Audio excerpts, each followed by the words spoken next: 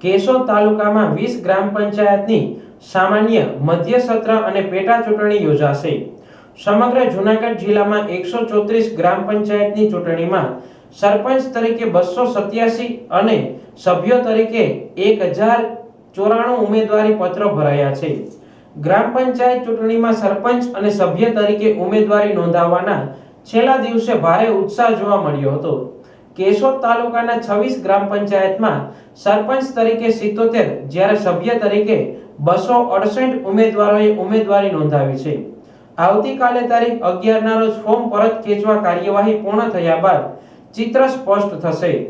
કેશોદ તાલુકાના સાંગરસોલા, ચિત્રી, ચર ગામમાં સરપંચ તરીકે એક ઉમેદવારી પત્ર ભરાતા બિનહરીફ જાહેર થયા છે. જ્યારે રાણીપરા તેમજ નુનાડામાં ફોર્મ ખેંચવા કાર્યવાહી પૂર્ણ થયા બાદ બિનહરીફ થવાની પૂરેપૂરી શક્યતા છે.